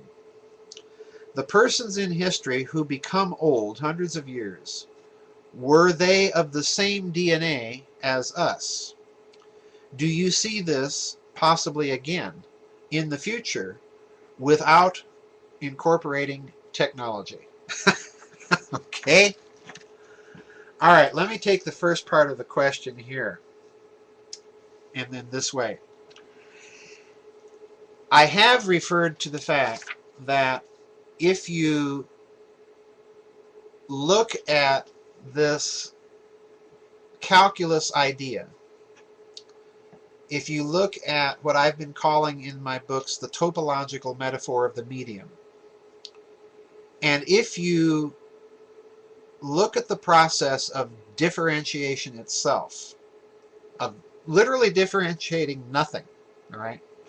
One area of nothing from another area, and on it goes. If you begin to look at things in that way, then what you discover, and this goes all the way back to what I wrote in the appendix to chapter 9 in the Giza Death Star Deployed. If you look at what these metaphysicians in classical times were saying and rewrite what they were saying in metaphysical words into a topological notation, what they were talking about was a topology, as I said before, of non-equilibrium. They were talking about a metaphor. And as a part of that metaphor, then, once any specific set or description in the notation conventions of the mathematical notations themselves, once any description arises as a result of any process of differentiation, there. Once any specific description arises, just because that description can arise means that it was implicit at the beginning, and once it arises is never lost because it's implicit. All right, there is your information content in the field. All right, that's a key point. Now, because of that, there arises in the idea of the metaphor the concept of a common non-local space that is itself formally describable. Rupert Sheldrake, the British biologist, is talking about a very similar concept when he talks about morphic resonance. that the mind appears to be located outside of the brain. The brain transduces it. All right. As a result, that information content is, so to speak, out there some way. All right. Now, if that's the case, then there is at least theoretically possible a mechanism to tap into that common surface, to access it. In esoteric tradition, that tends to be either through shamanistic techniques, in black magic techniques, through drugs, and so on and so forth. Meditation is another one, all right? I'm not advocating any particular technique or technology. I'm merely saying that the potential exists once you arrive at the possibility of a common surface that is a non-local phenomenon. All right, I'm not even going to spell out all the implications, Byzantra, because they get into some of those dangerous areas that I've alluded to before that I simply just don't want to talk about in a public context with regard to all of this stuff. I hope that's an adequate answer because it's a very profound question. The next part of your question, the persons in history who became old hundreds of years, were they of the same DNA as us? I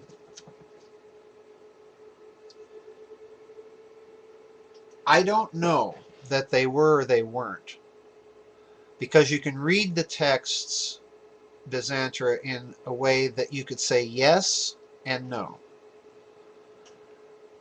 Certainly, the texts imply, if you believe for the sake of argument all of the stories about the Nephilim, the Watchers, the Anunnaki, and so on, that the admixture of whatever DNA that group was comprised of with humanity resulted in long lifespans. All right.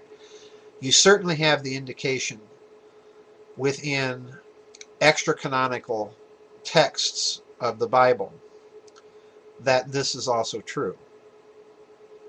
Let me twist it somewhat and put it back into the statements about memory and previous life. I've said many times in these members' video chats that I'm not completely sold on reincarnation, although philosophically I'm not opposed to the idea. But the reason I'm not sold is that what people experience in and justify or rationalize as reincarnation could also be a very different phenomenon, and that is some sort of genetic memory that is literally tied to DNA. And I've said many times, the idea that the brain transduces the individual mind is a result of DNA. So once you've said that, then you have another possibility that arises. And believe me, there's some very, very peculiar people that deal with this issue. I'm not even going to mention who they are. We get into a few of them, Dr. DeHart and I, in the Transhumanism book, because you're not going to believe who these people are and why they're saying it. But if you tie or allow the possibility that DNA has something to do with the transduction of mind and memory, then by the same token, certain classes of DNA, certain characteristics of DNA could also give rise to, very literally, a group memory. Now, that's key, because again, if you look at what I'm writing in those private notes, part of which I shared in those analogical calculus papers in the members area, I point out the fact that analogical thinking can be done by individuals and by groups. And when it is done by groups, the characteristics of that thought change dramatically. And I don't even spell out in the papers in the website why that is so, because that's one of those dangerous areas, okay? You can give it formal specificity, in other words. So I think it's possible to say, yes, there is a possibility of accessing some of these memories, but we may not yet have the technology, and that technology may end up being genetic. And that may, in turn, be one of the hidden motivators behind why the Genome Project seems curiously interested in examining certain classes of people, European royals, for one. All right, and there's many others, but it's a very, very peculiar assemblage of people. I think that it's possible to speculate that they are looking for a technology that can genetically unlock genetic memory. Chris in the chat room is saying John Keel viewed reincarnation as perhaps an outside source. Edom asked an alien or controlling intelligence purposely gives a soul other souls' memories for other purposes. That could be too. Once you admit the possibility of non-local common surfaces, all sorts of theoretical possibilities open up. That would be one of them. And then you're asking, is there a case to be made for human evolution with meditation changing DNA? Possibly. I think there's a better case to be made for the use of non-biological methods of genetic modification. I'll just put it that way. Okay. Now, the final part of Byzantira's question here. Do you see the possibility of people being hundreds of years old again in the future without incorporating technology? Well, that's the reason I spent so much time, Byzantira, with the idea of genetically based group memory. Because if we assume that such a thing could be possible, and if we found some sort of scientific basis for that, then it would be inevitable that scientists would want to experiment to see just how that worked. And eventually they would want a genetic technique or technology to access that memory. And in doing so, then you would have a memory hundreds of years old that would not necessarily be tied to any one, here comes that word that's so crucial in all of this, person. Okay? That's the key. Can there be such a thing as a group person? Or is personhood always and uniquely an individual thing? All right? We could go on all night talking about that, because in the Eastern religious tradition, personhood is tied very definitely to the world of differentiation and matter, all right, to illusion. Whereas if you're looking at this metaphor, the more individuation occurs, it can all occur in the ether, as it were.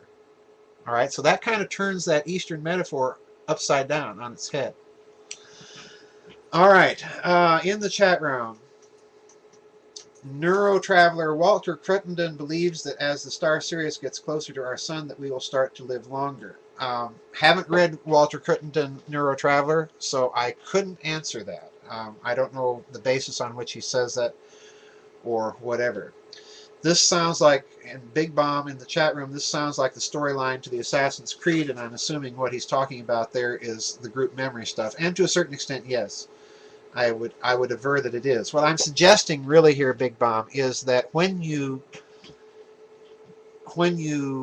peel away the language of metaphysics, religion, and so on, and look solely at the most abstracted level of conception there is in this metaphor, then it becomes very easy to see all sorts of applications all over all sorts of contexts. It's very, very, very powerful stuff. All right, in the sense that a computer programmer would describe a computer language as being powerful. In other words, it's able to do a lot of stuff. All right. Clever Beaver, are there other traits that could be induced into the DNA via things that occur within local space-time or similar space-time phenomena? Clever Beaver, that's a great question.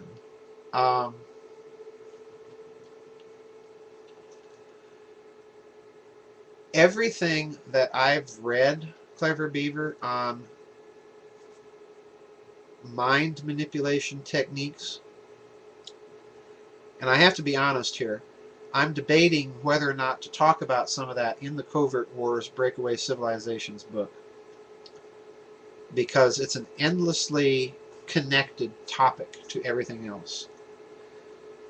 But everything I've read about that question suggests to me that there are things, there are genetic modifications that can be induced via a local structured potential.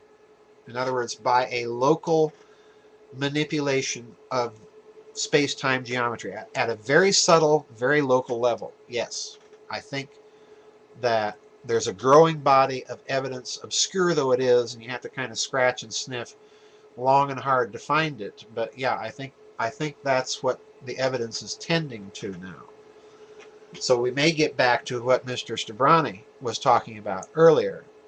Then if that's possible, can you structure that potential simply by a conscious, willful effort? And again, I think that there's enough of a body of evidence to suggest that things like prayer, meditation, so on and so forth, the power of the mind to heal the body, is at least demonstrable enough in terms of the evidence to raise the question to a prima facie case. Yeah. All right. And Sumer Time in the chat room, DNA's reactions have already been verified as having non-local qualities. Quite true, because it's dependent in many cases on photon entanglement, and that's very, very non-local. All right, Lost Star of Myth and Time. Yeah, I know Cruttenden's book, Neuro Traveler, and I've actually got the book. I just haven't had time to read it, so I don't know what his argument is. Clever Beaver's expanding on the question about local space-time and DNA by saying, by this, I mean, does astrology have some merit to it when it says certain people will have certain characteristics because of local phenomena? I think it does mean that. The problem, Clever Beaver, is, as I tried to spell out in Babylon's Banksters, the problem is you've got a claim within Egypt and Babylonia that their astrology was based on observations taken over hundreds of thousands of years. All right, that's the first claim. The second problem is we no longer have access to those observations. So whatever we have now is a decline. If we take the Egyptians and Babylonians at their word, what we have now is a declined legacy.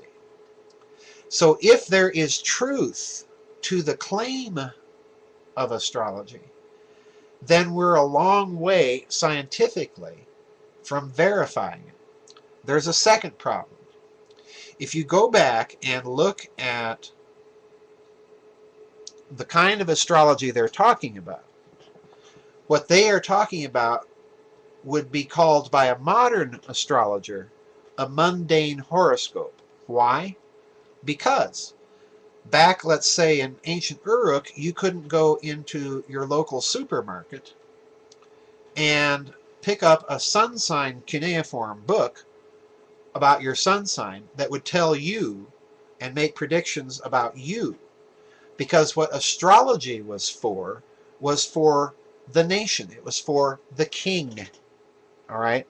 And it was all about the king and the group, not the individual. And that's a key to me, that there may have been some scientific basis, because that is a pointer that they were dealing with some sort of statistical average of multi-body behavior. All right? Now, that said, I can go and open a really good astrology book that describes my sun sign, which is Capricorn, and it will describe my personality to a T, okay, which to me is always kind of creepy. All right? So, you know, it's creepy to me that I happen to be born in the same sign as Robert E. Lee and Joseph Stalin, you know, or Martin Luther King, you know. That's quite a very eclectic group. But, you know, the thing is, we are at the beginning, I think, of trying to recover some aspects of that ancient lost science. I think things like the foundation for the study of cycles, I think things like the discipline of econophysics are steps toward recovery of that ancient lost high science that declined into astrology. All right. So I hope that answers your question. How would you not lose info when removing it from the metaphysical context to its root? You wouldn't, Big Bomb. You would lose information. Anytime you move from one context to another, you lose an increment of information. The really interesting thing, Big Bomb, is if you'll look carefully at those papers that I posted, all right, you'll discover that there is analogical thought underlies deductive thought and inductive thought, and the way to distinguish the two is the placement of the null context. And if you read further and connect the dots to what I've written publicly in my books, the placement of that null context in turn is linked directly to that topological metaphor of the medium and that non-local common surface. All right, once you see that, think about what I've told you. I'm not gonna spoon feed you here. You have to connect the dots yourself and think deeply about what I've just said. All right, because in the topological statement of the metaphor, to lose information, to say that you are starting from a null, absolute null context in which there are no distinctions whatsoever, and then saying, okay, there's a region of nothing here and a region of nothing there, that immediately creates three entities. So you have a loss of information, which is simultaneously the creation of information. And the more you do that, the more the information is created. Here's a big tip for you. It may be a weird clue to give out.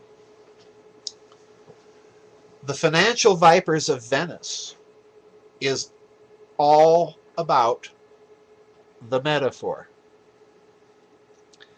Because if you don't see the alchemical nature of it and its immediate implications for finance and money, then you won't understand why certain financial powers that be have always freaked out whenever the metaphor rears its ugly head in popular society. And it has. I'm not the one that originally said all of this. I'm simply saying it with mathematical notation. If you turn the clock back, Pythagoras said it, Plato said it, even Aristotle, you know, and he was a really mixed up guy, all right? The Neoplatonists said it, the Egyptians said it, the Bhagavad Gita says it, okay? Even the Bible, when you unscramble it from the Yahweh character, even it says it, okay? So be very careful here. It's a very powerful little metaphor. All right. Okay, let's see here. In the chat room, NeuroTraveler is asking, do you think people in the East experience enlightenment differently than people in the West? And could that be genetic? East, no self, West, ultimate self. No, I don't. I think that we have to be careful about metaphysical language. Okay? That's also what I'm trying to get people to wake up and realize here. If this metaphor is true, if it represents a declined legacy of a very high, sophisticated, advanced civilization, that, as Schwaller de Lubitsch put it, religion and philosophy and science were all just sort of one thing, all right?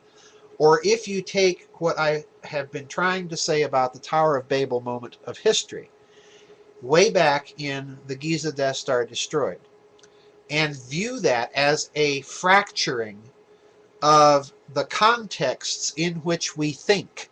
In other words, the modern mind is fragmented into several disciplines, all right? And the reason we do not have in our culture figures like a Da Vinci, or even in modern times a Leonard Bernstein, who was so good at this, the reason we don't is because the fracturing of disciplines has taught us to remain in our box so that we cannot look or shine the light of truth on the processes of our own thought. And the processes of our own thought, if we look at them long and hard enough, will tell us that we always move from a familiar context to an unfamiliar one. In other words, we think analogically, like it or not. So the real trick is to perfect that to a fine art and craft, which we've lost. The ancients were superb at it. The reason that modern culture's music, and I'm sorry here if I'm going to come off like a classical music snob, but the reason our modern music is so shallow and dependent upon poor lyrics to interest people and have their attention is because we have lost the art of thinking analogically on the fly. We could not recognize a permuted pattern in music if our life depended on it because we're listening to rap, or we are calling the Backstreet Boys artists in the same breath that we call Johann Sebastian Bach an artist.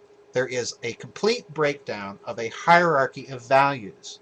And if you look at that metaphor, what it's also showing you, and if you look at even the philosophical expressions or the religious expressions of that metaphor, then you're also looking at expressions of a hierarchy of value. All right? This is a very, very powerful tool. And as I've said, one of the lessons I'm hoping people will take away from the Vipers of Venice is that every time this metaphor looks like it might emerge back into the culture to become the basis of the culture as it used to be before those hideous Yahwist religions showed up on the scene, every time it appears like it's going to burst back onto the scene, there is a deliberate and almost fanatical effort to snuff it out. And I've given you one of the powerful reasons why. The metaphor is alchemical. It is directly tied to economics and to finance. There's two ways of interpreting that metaphor. There's an atheistic one and a theistic one. There's a closed system approach to it and an open system approach to it.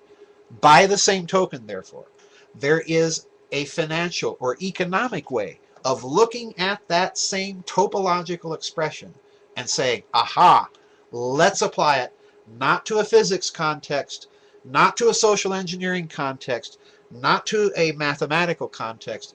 Let's apply it to a financial context. See what I'm doing? If you don't see what I'm doing by now, you're never going to see it. All of my books, every last one of them, is about the metaphor and recontextualizing it. And let's say, let's look at this now. Let's look at that now. See? Same thing. See? Same thing. All right? If you can do that, then you got it. All right. I do dig jazz, but I do dig jazz. But don't tell me that Count Basie is the same as Johann Sebastian Bach. Why? Because everything in Johann Sebastian Bach is calculated and it's written from head to paper. He doesn't have to sit and jam and then spontaneously try to reconstruct what he's just done. It is calculated. And when you get to the level of absolute calculation, then you become one of those alchemical masters like a J.S. Bach or a C.P.E. Bach or a Mozart, where you can literally figure out how the psychology is going to be affected by what it listens to. Because you're not dealing with subjectivity. You're dealing with something that is directly applicable to consciousness and to the physical medium. That's what all of this is about. Baroque composers, I may post a paper on the website about, it's a paper I never finished, but it's a paper about the compositional processes of C.P.E. Bach. And I would post it simply so that people could look at one little statement in a footnote, because it's so true what music critics have figured out about that particular composer. He was not writing to communicate his subjective emotions. He was writing to transmit to himself, to the performers, and to the listener in one act of musical comprehension a musical emotional affect, which is an, so to speak, an objectified platonic emotion. All right. And if you could figure out how he's doing that and get away from this nutty modern way of teaching music as an effect, an emotional response, how do you feel about that? Then you'd figure it out. Then you'd figure it out. Anyway, I'm probably not making much sense, and I'm probably sounding like the most egregious, artsy-fartsy sort of person. I hope not. But anyway, my point in going on and on about all this is to say that the metaphor has aesthetic implications as well. Because aesthetics is that key area of philosophy. What is beauty? What makes it beautiful? What captivates the human mind? Why is it that a mind that can think consciously and deliberately, analogically, at a high level, is quickly bored with modern music, but can listen over and over and over again to jazz, or can listen over and over and over again to an ancient Hindu raga or a Bach fugue? What is it? What's going on in that kind of music that is so different from what we hear in our everyday lives? If you understand that, then you'll understand all of this analogical stuff. Anyway, I've gone on, and I'm almost out of vocal cords. Anyway, but I remain adamantly, firmly sorry to all of you wanting to convert me. I do listen to modern music. I love the Beatles, like ABBA, you know. But I remain firmly 18th century, period. The real art is to improvise by calculation. That's the real art. When you get there, then you're a musician. Anyway, any more questions before I bid you all a good night? Actually, I was worried tonight about this Vidchat because I didn't even know if we were going to have one. But the spontaneity of it was really good. Oh, Clever Beaver has a question. Says, yep, hold on one moment. Okay. Oh, ouch.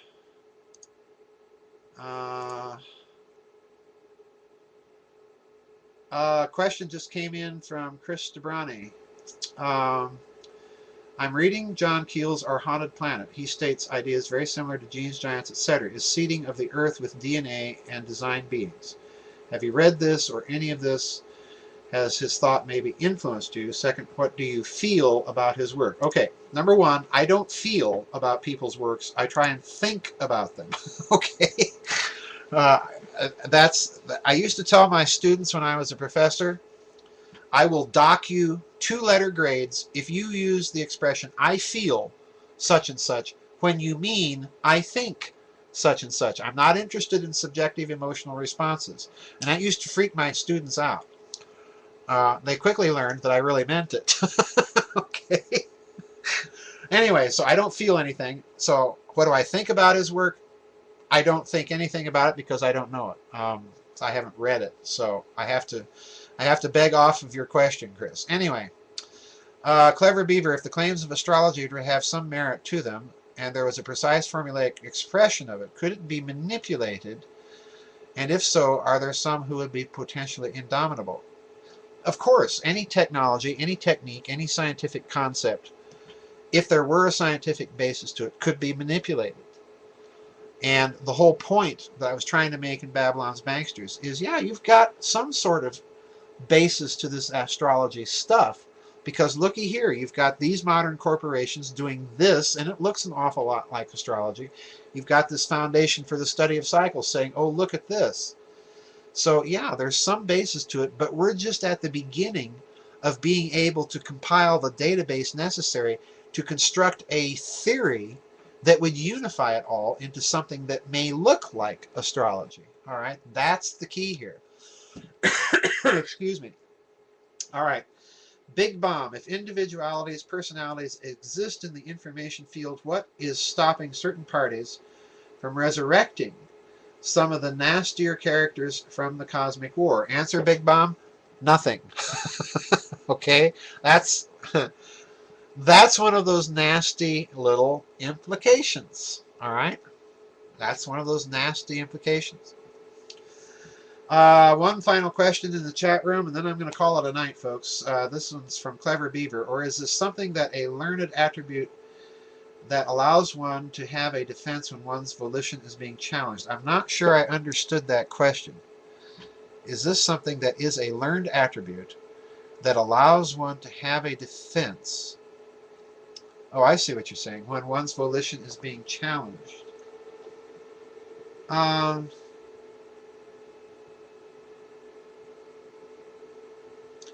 I think, Clever Beaver, if I'm understanding you, what you're asking is, can you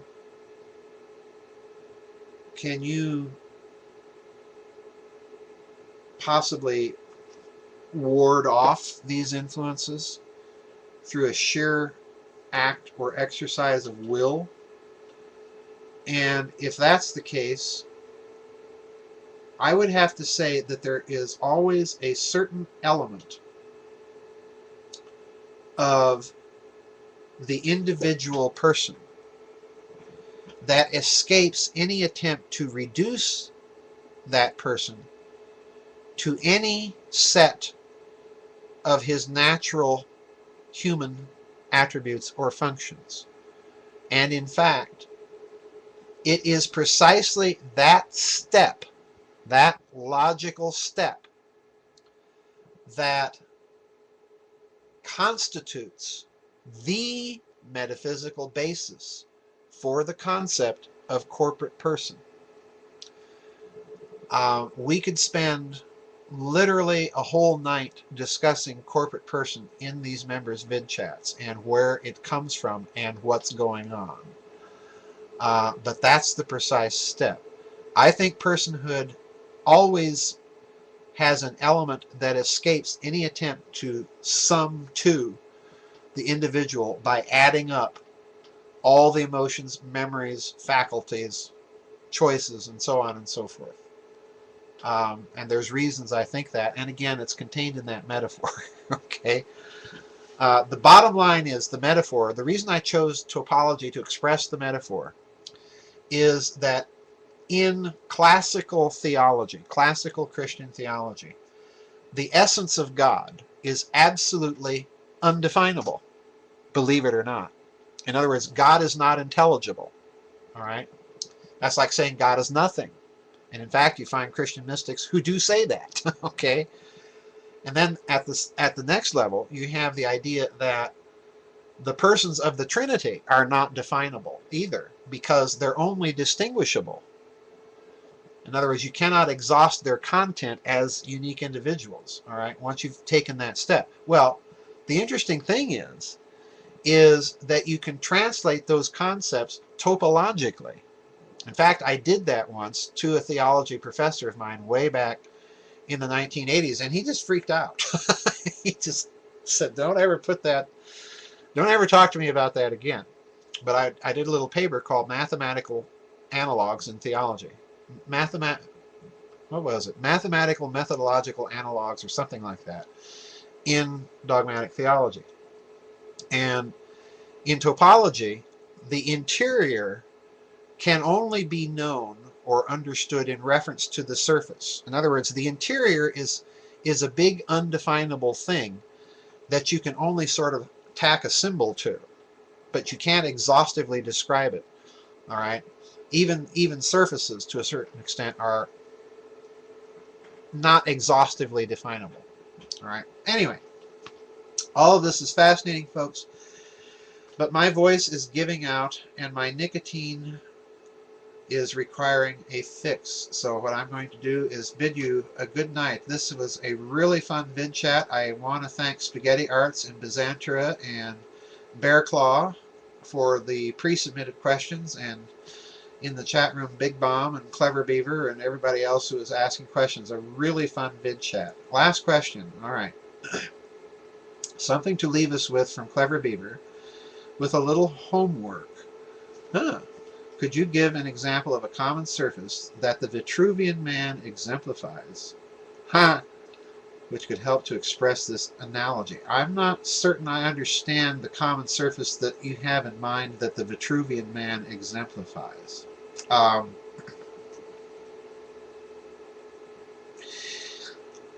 going to take a stab, Clever Beaver, and suggest to you that the alchemy of the symbology there, if you pursue all examples of Vitruvian Man, you're going to come to a very blatant example of a common surface. So there's your homework. Anyway, thanks everybody. I am going to pause and stop the thank you, Terry. I appreciate it. I'm pausing and stopping the broadcast now and stopping the recording now, but I'll stay in the chat room a few minutes. Bye-bye.